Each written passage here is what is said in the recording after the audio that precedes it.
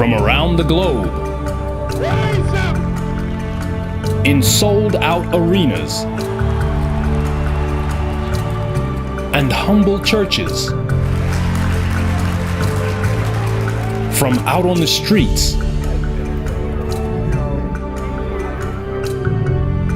to your screen.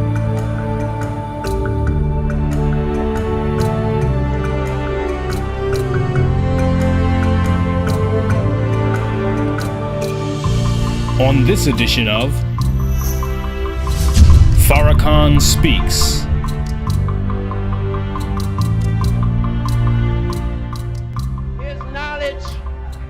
His knowledge of the Quran and the Bible and the scriptures therein has enabled him to be able to transcend race, gender, religion, ethnic backgrounds, and he has been able to bring peoples of the world together because he is a young man who walks softly but carries a big stick.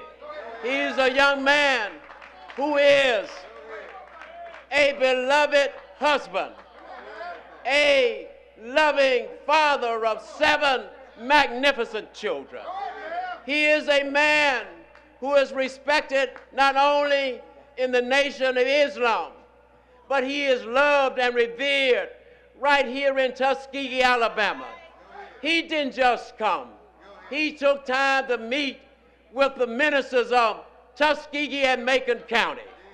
He took the time to take a time out of his schedule to have 2 town hall meetings. He took time to go to our schools. He took time to talk to the black mayors.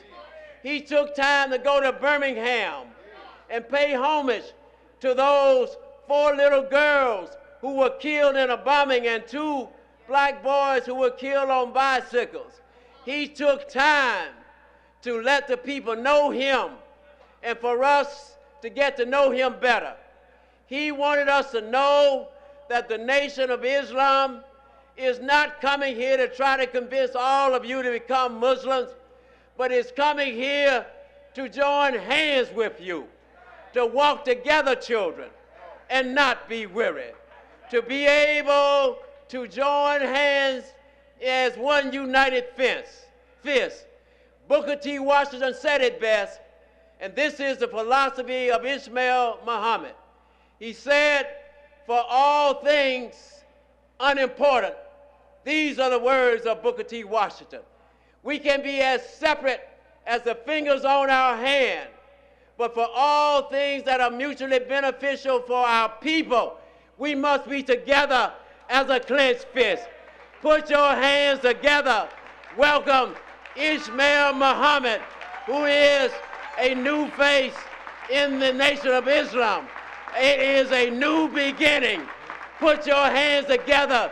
Give him some love as he represents the Honorable Louis Farrakhan, my leader, my brother.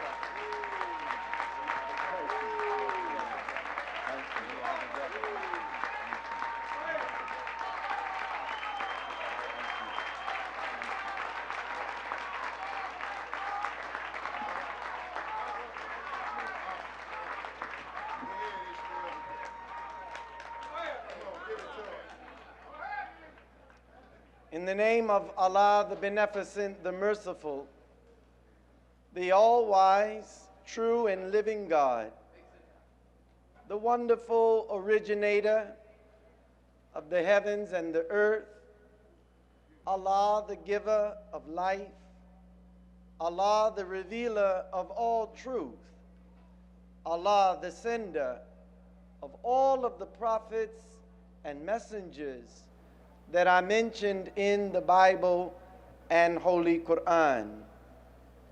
I am a student and follower of the Honorable Elijah Muhammad under the perfect guidance and example of a man, the Honorable Minister Louis Farrakhan, and I could never thank Allah enough for his merciful intervention in the affairs of the black man and woman of America, in the person of Master Farad Muhammad, and for his raising up from among us this beautiful human being born right next door in the state of Georgia, and putting in that man unequaled wisdom, knowledge, and guidance for a suffering people.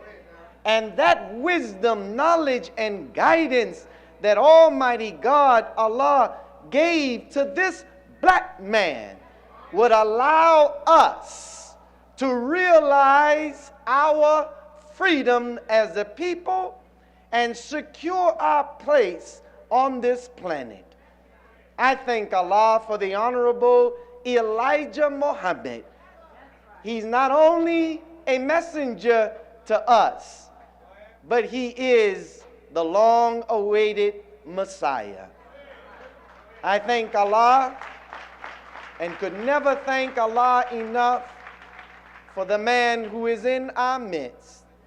I would never know the true and real value of the Honorable Elijah Muhammad. I would not know the greatness and the magnificence of the loins that I was blessed to come into the world from, if there was not a man that God had made for himself and a man that God made for the Honorable Elijah Muhammad, a man whose heart is a heart that is after the heart of God himself. And because of that man's love for his father and for his teacher, the name and the work of Elijah Muhammad is known all over the world. For this world thought that when Elijah Muhammad departed in 1975, that they had destroyed his work and written his name out of history. But one day a man came up in 1977, and they did not calculate on the rise of Louis Farrakhan to rebuild the nation of Islam and to restore the work of the Honorable Elijah Muhammad. I'm here today because of the love of one man. I would have no purpose for my life and nothing to share with you today if it were not for that man, the Honorable Minister Louis Farrakhan. I thank Allah for this divine leader, teacher, guide, and warner to the nations of the earth. And it is in their names that I greet you with the greeting words of peace. Assalamu alaikum.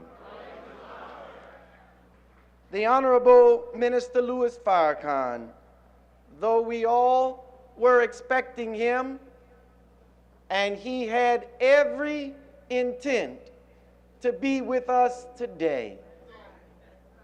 We heard from his daughter, Sister Donna Farrakhan, of what he was affected with. And one of the things, dear brothers and sisters, that characterizes Minister Farrakhan and makes him a little different than others is he believes he is born to serve the people.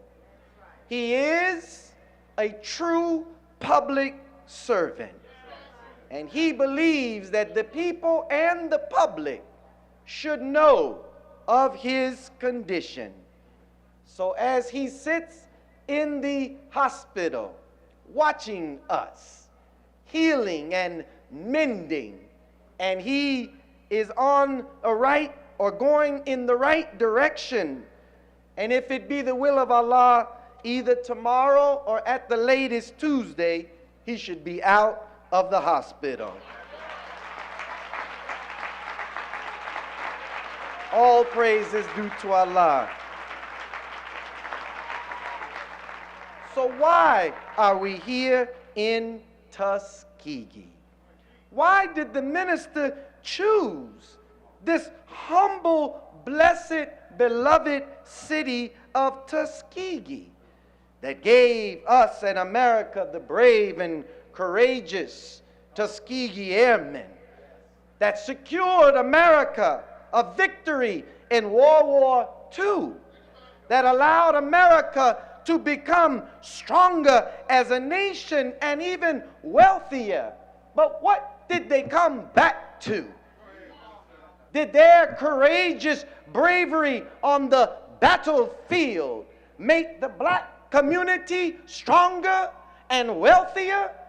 Or did we in that give to another people, to another nation, to help them become strong, wealthy, and mightier, yet we became weaker as a community? What came to us after seeing the movie? Remember Red Tails? That movie gave us pride, a pride that we need so badly to know that we are a people of value and worth. Why did the minister bring us to Tuskegee, the home of Rosa Parks? We're here in Tuskegee, the land of Booker T. Washington and of Dr. George Washington Carver, who took peanuts from the land and developed over 100 products just from the peanut, that has allowed for wealth to be created in various industries just from his discovery of what God put in a peanut. Think about that. Allah has guided us to be here this day, at this time, in this city, for a very special reason and purpose. The little humble city of Tuskegee has given us and a people, and even to America and the world, so much to be grateful for. And as Sister Donna said in her remarks, we're here to pay honor to this little city that gave to America, to black people and the world, so much in terms of black progress, economic development, and high levels of civilization advanced by Dr. Booker T. Washington. We must revisit the principles that Tuskegee University was founded upon, and revisit and ingrain those principles into our very being, for our future is at stake. Booker T. Washington, just a few years born out from slavery, this man is not fully appreciated by those who struggle to see our people free.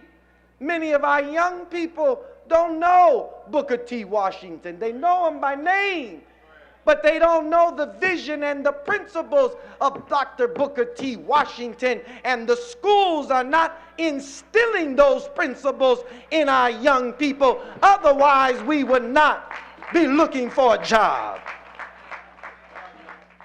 Did you know that Dr. Washington was not just interested in agriculture and animal husbandry, but he was interested in our growth into science and civilization, the manners and behaviors of civilized people.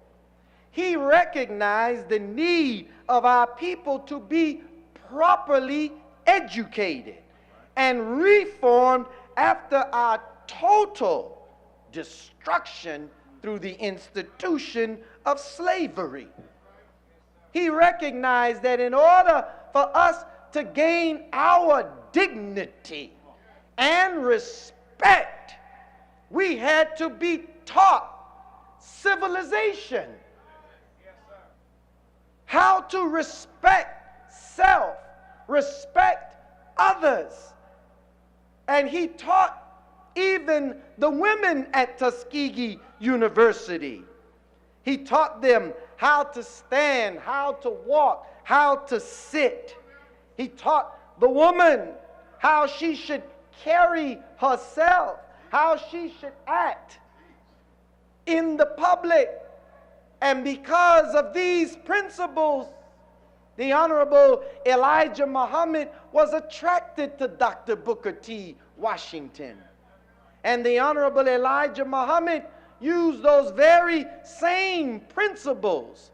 They are found and taught in the Nation of Islam and our training of men and women. So when you see your brother and sister from the Nation of Islam and you admire and marvel the good manners, the discipline, the courteousness, the hospitality, that is because of these principles that Dr. Booker T. Washington taught, that the Honorable Elijah Muhammad and the Honorable Minister Louis Farrakhan teaches. It is a shame, Brother Malik Zulu, Shabazz, that we are deprived of our history.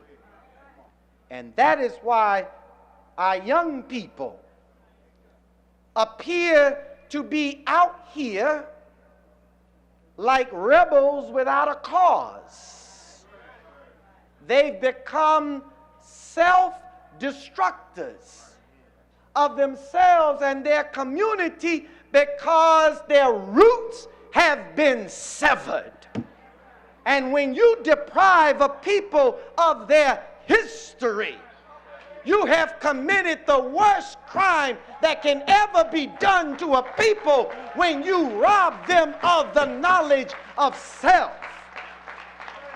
Take from their history.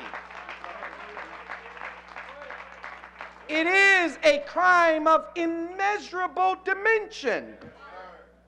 So how can our young people grow? How can we grow if we don't know our history? How can the tree out here in this square survive if it is cut from the roots? It has no chance of surviving. It has no chance of growing. So the aim of the enemy has always been to sever and cut your roots, disconnect you from your past. That these great men behind me that are on this banner would never be remembered, only in name. When was the last time you as a parent opened up the history books, the social studies books that your children are being introduced to? They gloss over. They don't even mention anymore the horror of the transatlantic slave trade. They don't even talk about Jim Crow. They don't even talk about the Reconstruction period. They tell our children nothing about these great men who sacrificed so that we could have dignity as a people and be better respected in this land. And so, Booker T. Washington recognized that if we were ever to be respected and accepted by others, we had to be civilized. We had to be reformed. We had to be rehabilitated. And so, we are here to honor him. And it was those principles of Dr. Booker T. Washington that attracted Marcus Garvey, the father of black nationalist thought and Pan-Africanist thought, to Booker T. Washington. Booker T. Washington instilled in his students a deep appreciation for the land, the value of the land, and was a strong proponent of black self-development. He had his young students in architecture lay out the plans for Tuskegee Institute. They took the clay land and made bricks and built the buildings, opened the restaurants. They built the school over there. They built the benches over there. They built the cables over there. They built the chairs over there. And they didn't ask anybody else to build it for them. They put their hands to work and they built it themselves.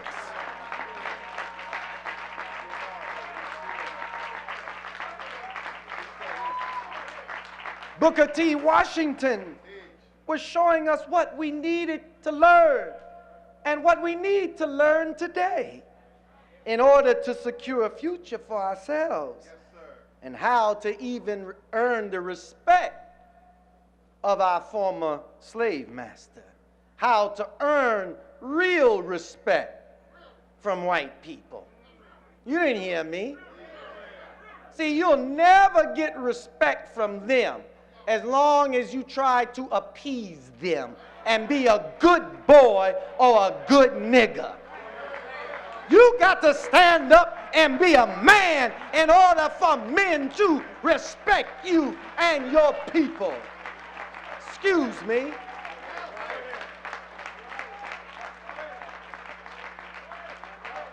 See, that's why they call us boys. See? Because a boy is always looking to his daddy. Daddy, pick me up. Daddy, give me some money. But at some point, the boy got to grow up, Brother Leonard, and become a man. And you become a man when you take care of yourself.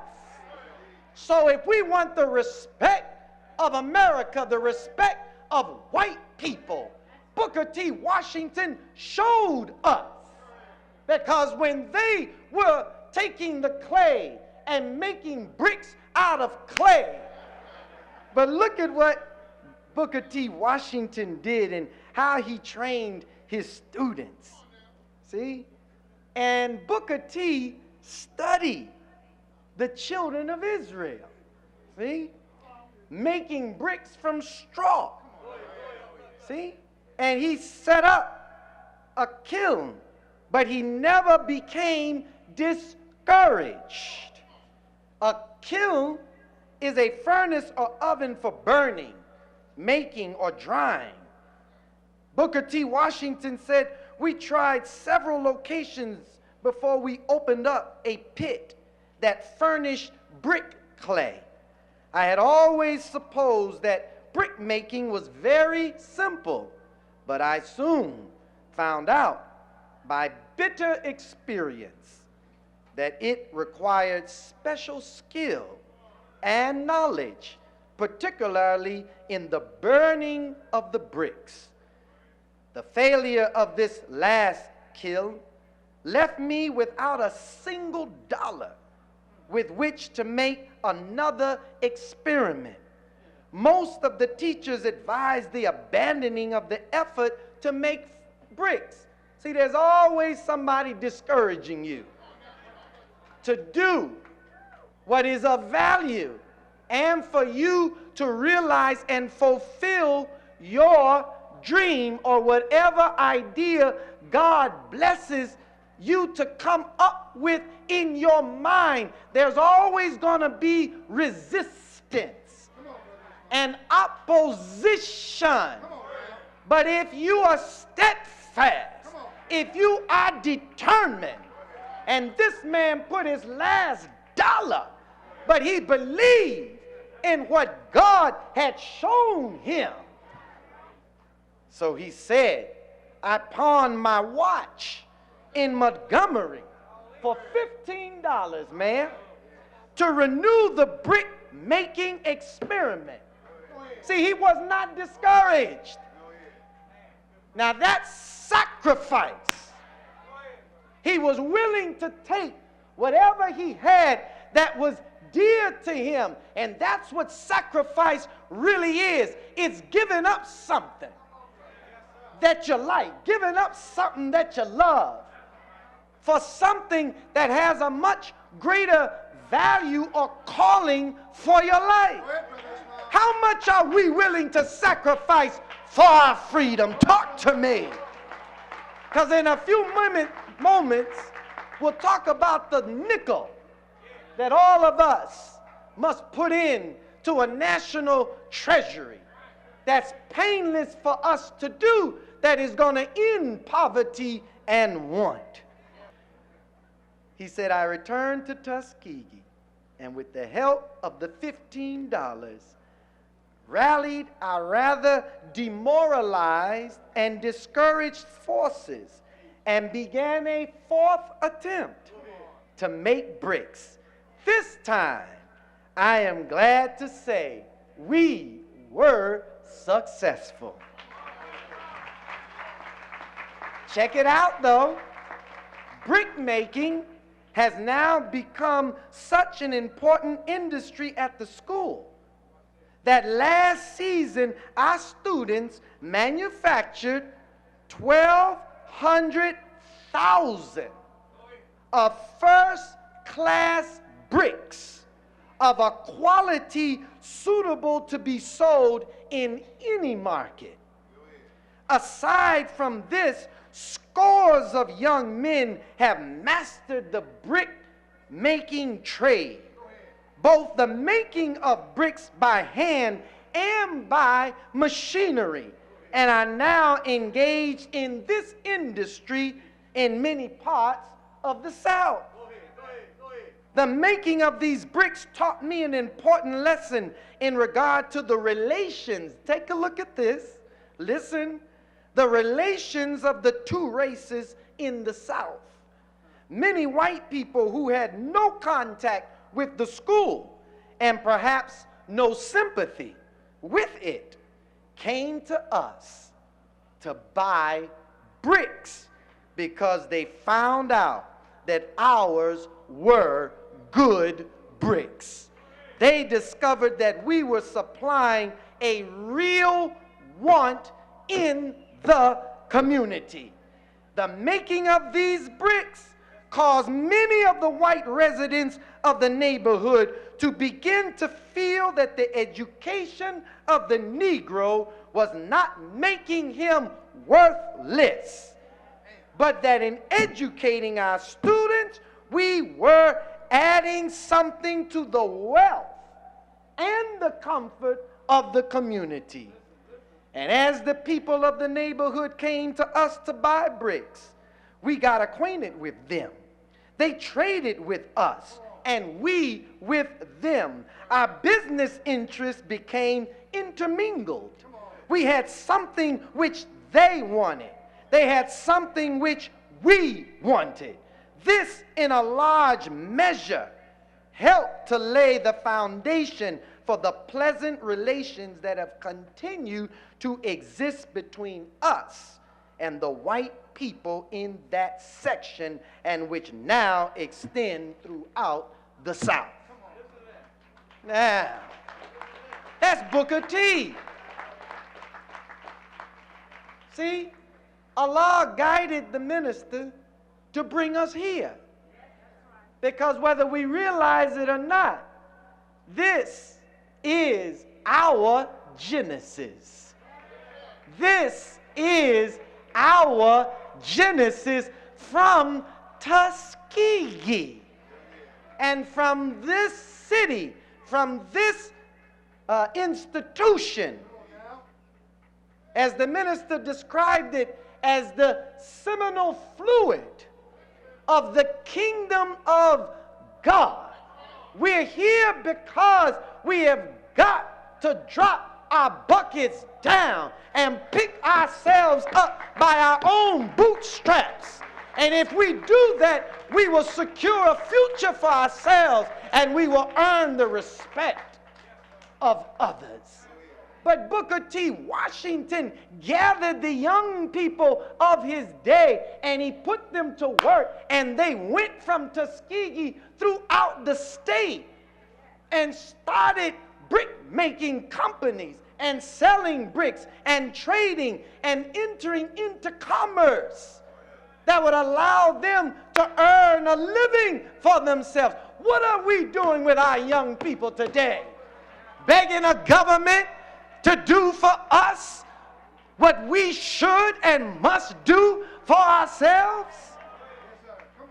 The Honorable Elijah Muhammad said, We do not believe that America will ever, ever, ever, ever, see, that's into infinity and beyond, ever be able to furnish enough jobs for her millions of unemployed and give jobs to black people as well. Here we are begging another people for that which we should be giving ourselves at some point.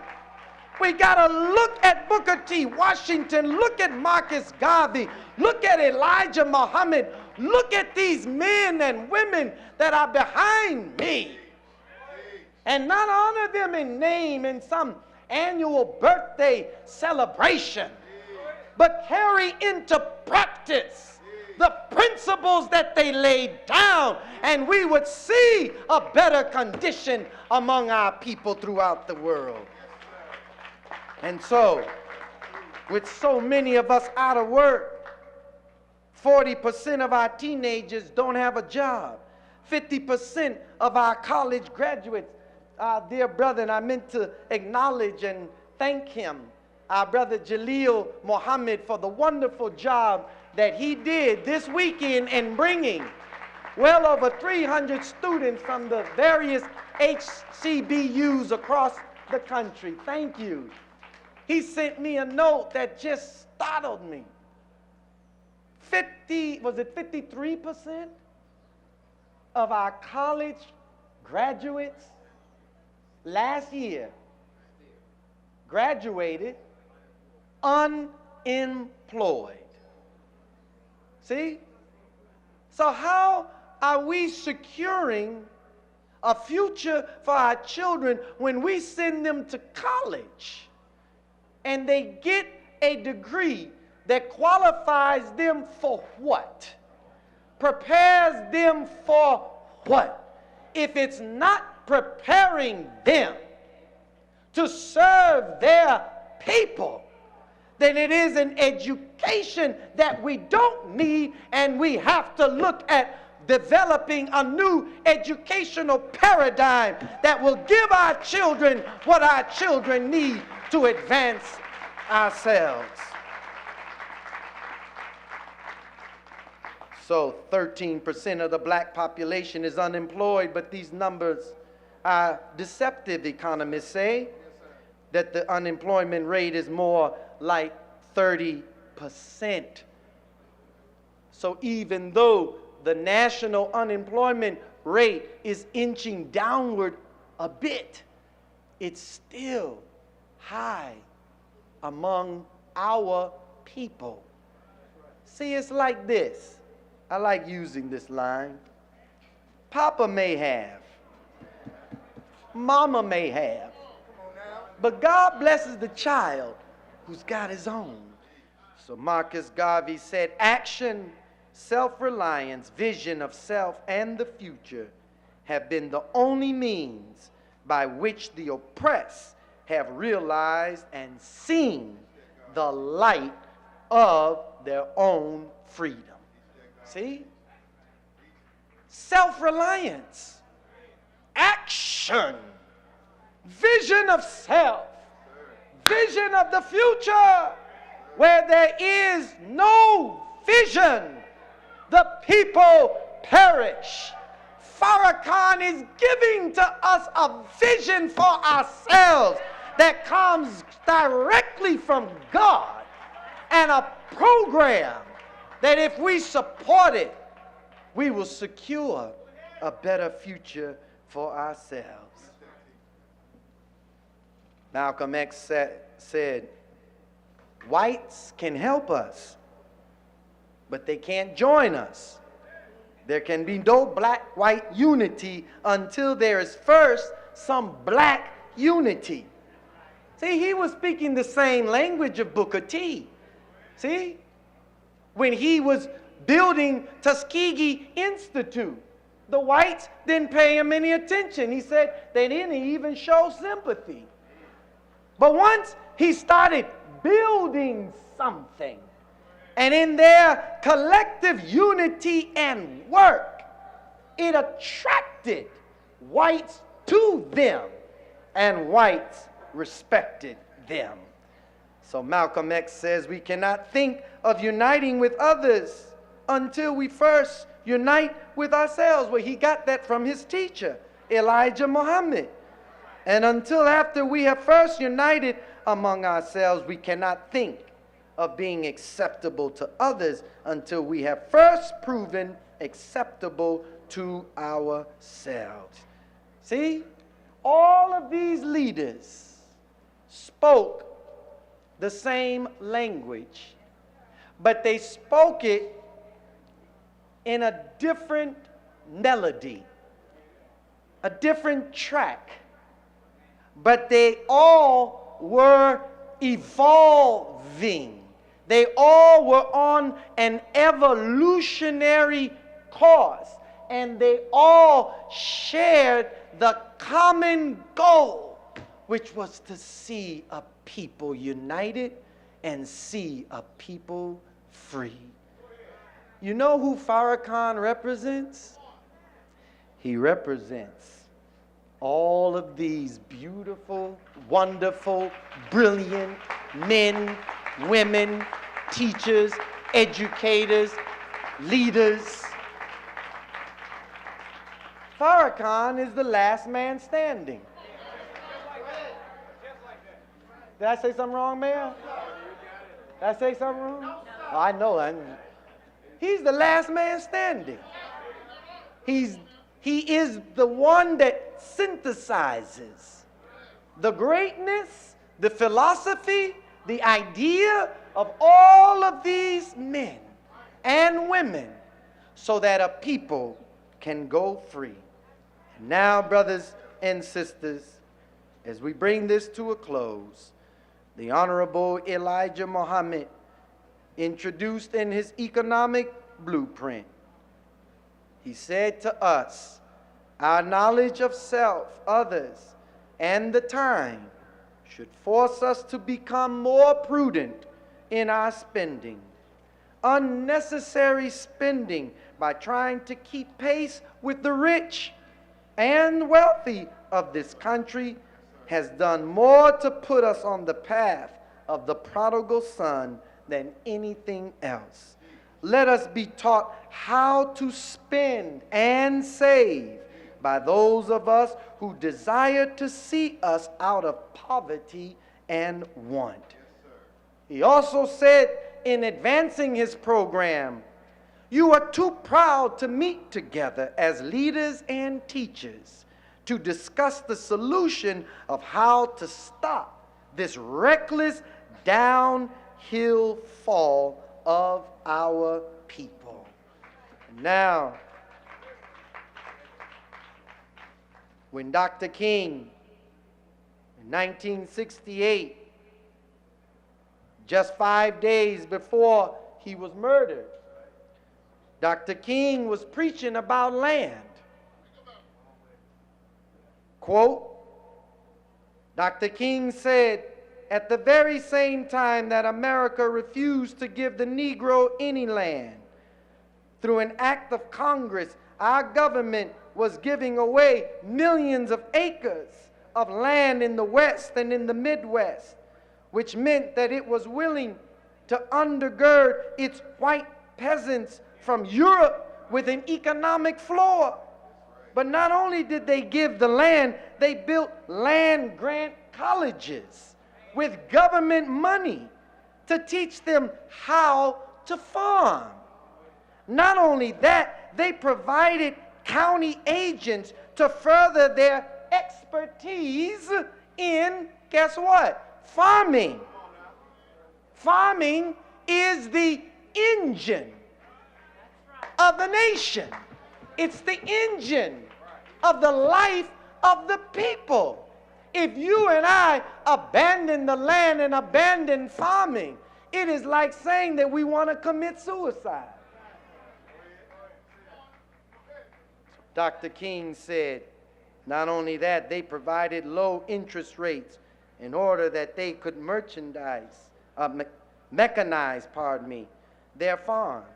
Not only that, today many of these people are receiving millions of dollars in federal subsidies not to farm, and they are the very people telling the black man that he ought to lift himself by his own bootstraps. This is what we are faced with, and this is a reality. Now when we come to Washington in this campaign, we're coming to get our check. You know that Farrakhan could not do what he has done and accomplish what he has accomplished if God were not with him. A man of character. You don't have a robber and a thief in Farrakhan. You don't have a man of questionable character. You got a man that has proven his work, proven his dedication, proven his devotion, proven his commitment in his labor of love of 60 years and counting.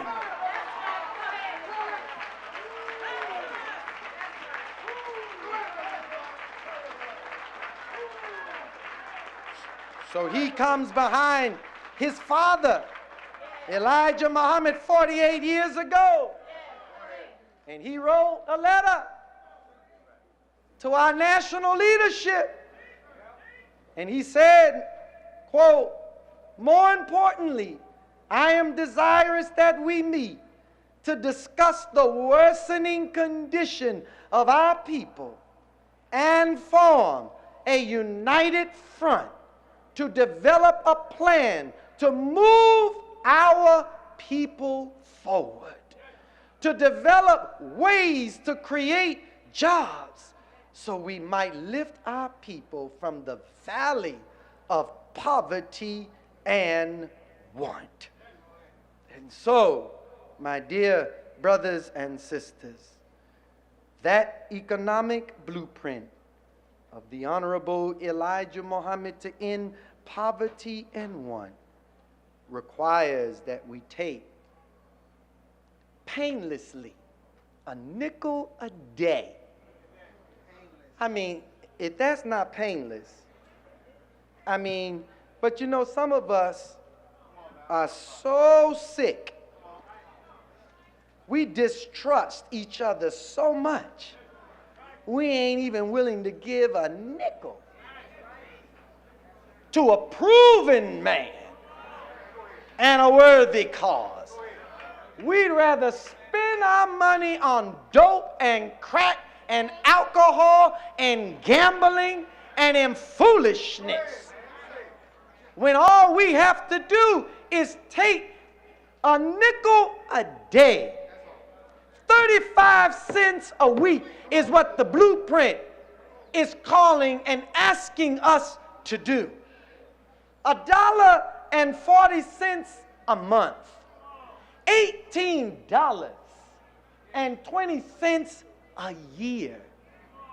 And with 16 million wage earners contributing $18.20 in 1 year, we would have $291,200,000 in a national savings treasury that we could begin to take those nickels and those pennies and dimes, quarters, and the first thing we do is buy land. Buy land, buy land, buy plenty of land. And then when I was on the phone with our beloved minister this morning, as he was giving me his thoughts and words for today, he asked us, well, what if 46 million of us? Now wait a minute now. That's everybody. That's your mama. That's your daddy. That's your grandpa. That's your grandma. That's your daughter. That's your baby. Because ain't nobody going to miss a nickel. Talk to me. You give a nickel to your baby right now, they throw it back at you. So you might as well throw it. in a receptacle that can capture that. And while at the same time, we'll be teaching our children how to invest, how to save. This is how we teach our children the value and the science of money and economics. Now look at this. What if 46 million people gave 5 cents a day? Do you know how much that would be in a year? $839,500,000 in 1 year. That's nearly $1 billion. And that's painless. We can do it. Sí se puede. That's Spanish for you. Y'all want to learn a little Spanish? Say it with me. Sí se puede. Sí se puede. Yes, we can. Yes, we can. Yes, we will. That's all we need to do is act on that. And we will pull ourselves up by our own pennies, nickels, dimes, and quarters. And within a short amount of time, we will see improvement in our communities. We will fund our black colleges and institutions. We will make sure that the schools that we need to remain open in our cities remain open, because we won't be dependent on a bankrupt city budget. We will be depending on ourselves. And once you control the dollars, see, now you put yourself in a position to determine what will be taught from these institutions, and we won't be dependent on them to design a curriculum that is unfit for today's minds, unfit for the American children, and unfit for black children in this country. Do you know that it costs $7.50 to cross the Triborough Bridge in New York? Where's Brother Hafiz? I don't know how you all can afford to live in that city. And people pay $7.50, that's one way. You got to pay $7.50 going back. That's $15 round trip. Now, thousands of commuters use the Triborough Bridge and pay $7.50 just to cross the bridge. You mean to tell me that a people can't sacrifice a nickel a day to cross the River Jordan? You mean to tell me that we are not going to sacrifice a nickel a day for our exodus to go through the Red Sea to get to the land that God has promised us? And again, the land isn't across the Atlantic Ocean. Our sweat, our blood, our labor, we have earned the right to the land that is under our foot. We just need to take ownership of it. So, it's time to go from this beautiful city, this humble city of Tuskegee. For this is the route to self-independence, owning land, cultivating it, producing from the earth everything we need to live to become a productive people. Then sell, the minister tells us, the surplus of what we produce from the land through trade and commerce, which produces an economy, and guess what? Generates wealth. See, they sell you on television all these, what do they call them? Not these promos, they call them infomercials. See? But notice, it's all about get rich. But they're get rich schemes. See? But they're not teaching you and helping you to build real wealth. And so the real wealth is in the land. And of course, time is on me. But you know, from the minister's Time and What Must Be Done lecture series, he told us that farming was once an honorable occupation in this country. And in 1850, from 1850 to 2013, the farming occupation has decreased from 64% of the labor force in 1850 to less than 1% in 2013. I had some statistics on the black farmers, and we want to applaud them because they also met this weekend and had a wonderful conference headed by our Dr. Ridgely. And all of the black farmers that came from throughout the state of Alabama, Mississippi, came down from the Carolinas. We got to support the black farmer because our health depends on us growing our own food. Because all human beings, regardless of race, creed, or color, are forced, guess what? To eat. Isn't it interesting that after God made everything, the earth, the trees, the animals, he said there was no man. But guess what was the first occupation of the man? What was it? Farming. Till the earth. Cultivate it, replenish it, multiply.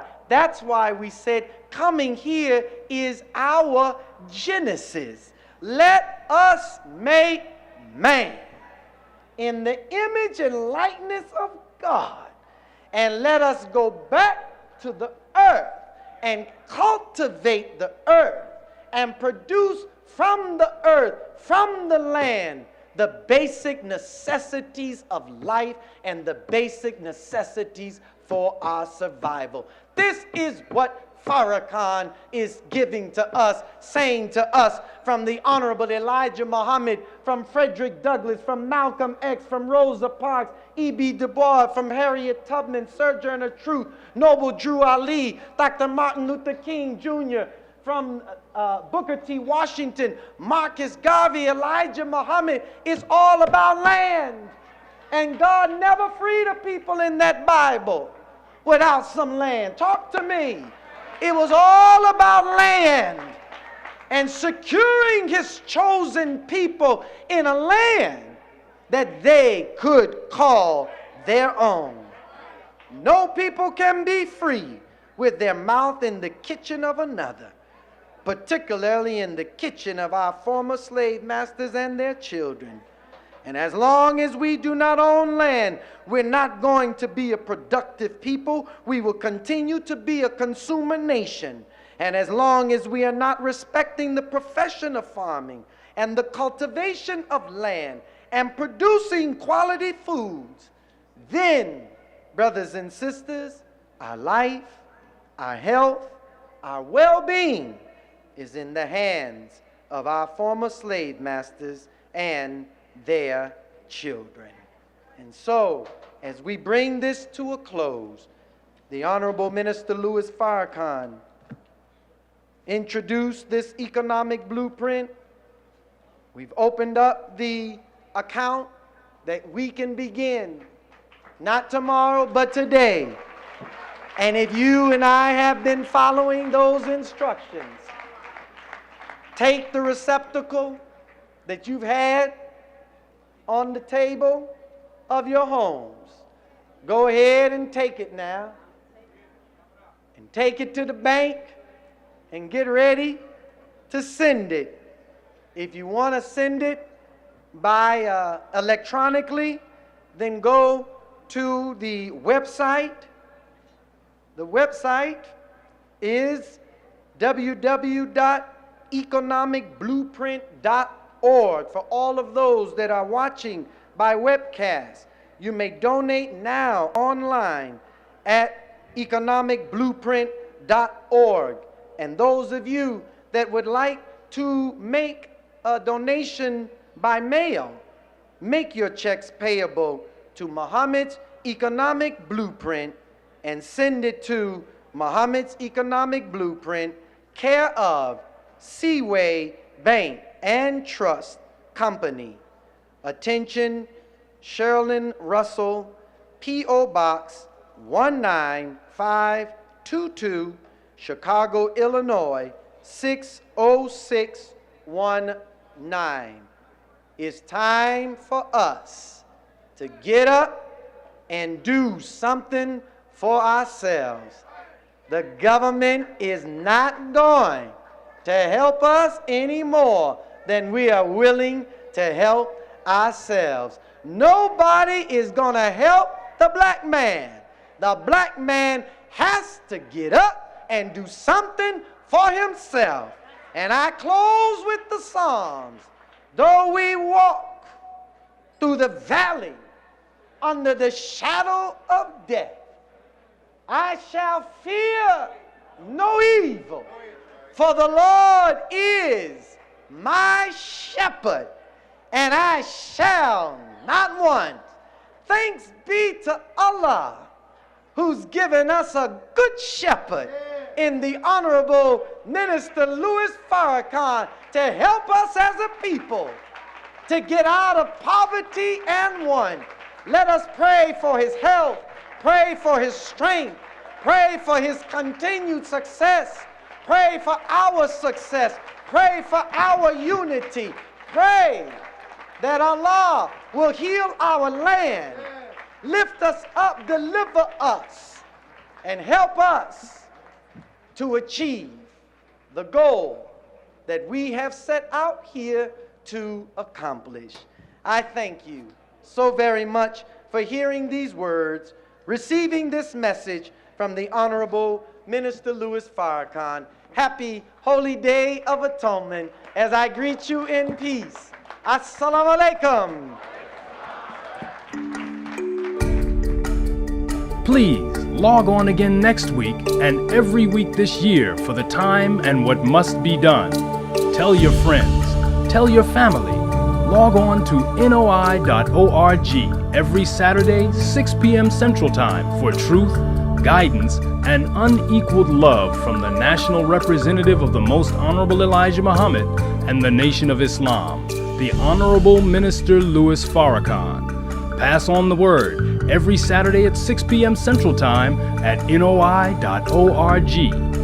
The time and what must be done.